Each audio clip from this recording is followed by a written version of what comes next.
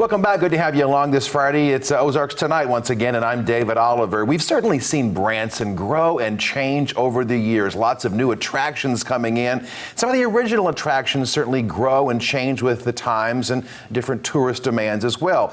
Perhaps the most original attraction in Branson would be Silver Dollar City, and it's actually added a new show this year, and it's changing too with the times, and we're going to be talking about that for this edition of Ozarks Tonight. I'm joined by the president and general manager of Silver Dollar City, Brad Thomas. Brad, good to see you as always. Good to see you. We're going to talk about your new show and various other things happening down there at Silver Dollar City. The new show is, when I say it correctly, is Reuben's Swashbuckling Adventure, right? It is, and we didn't mean to make your tongue tingle. It's a little bit of a tongue twister for me, but tell me about the show. You know, we wanted to create an original production show that would be fun for the families, so that an 8-year-old would go in and be highly entertained.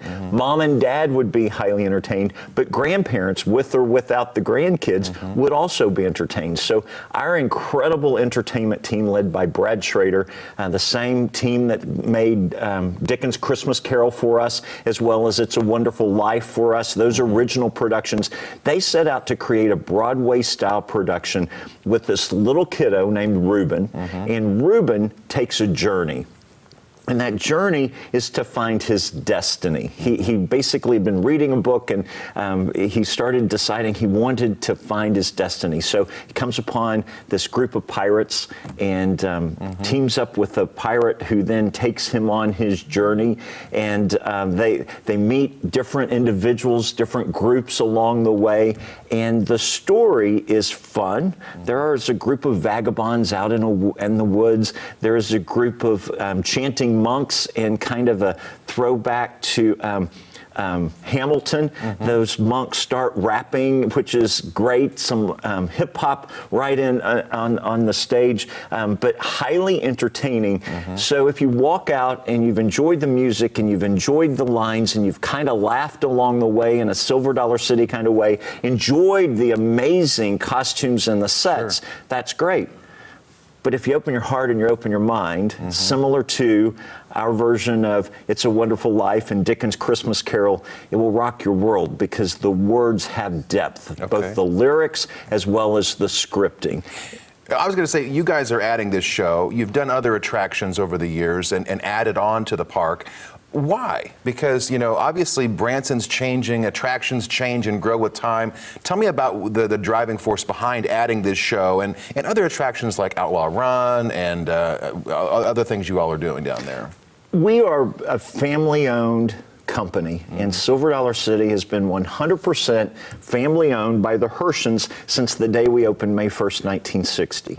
And at that point, the company had decided, the family decided, that we would take care of our customers, we would take care of our employees, and we would try to build a place that would create memories worth repeating.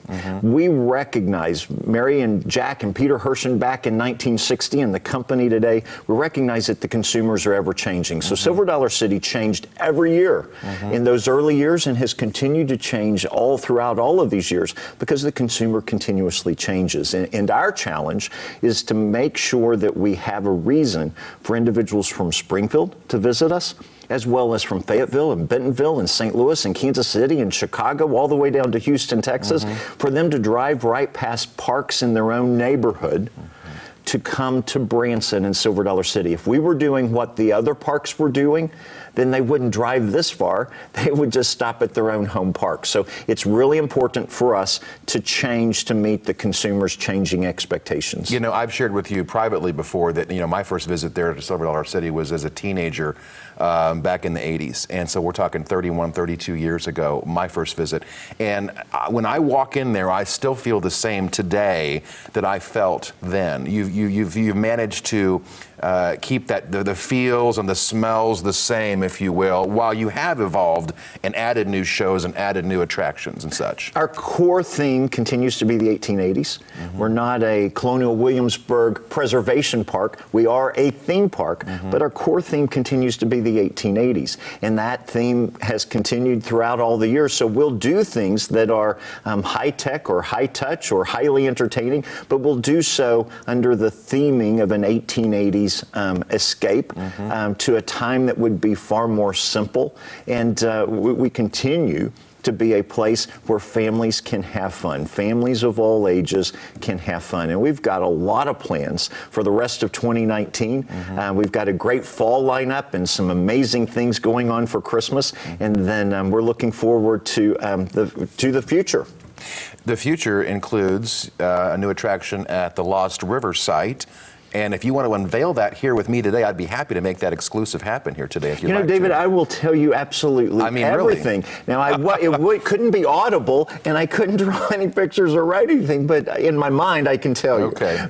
No, we will make an announcement in August with regard to our 2020 plans. Okay. 2020 will be an incredible year for us. Your 60th year. We opened May 1st, 1960, so fast forward, Silver Dollar City will turn 60 years next year. We'll have a year-long celebration, all kinds of festivities, but we're also opening one of our biggest attractions that we've ever built, and we'll make that full announcement in August. But in the meantime, in October, we've got a Pumpkin Nights event coming up where we will entertain families. It is G-rated for kids of all ages, nothing scary, nothing with horror in the descriptive, but a good family event in the month of October where we're open at night, and then our 5-story tree at Christmas is gone. It's all gone. Replaced with an 80-foot tall tree with RGB technology, meaning every point of light can be up to 2 million shades of color. Okay.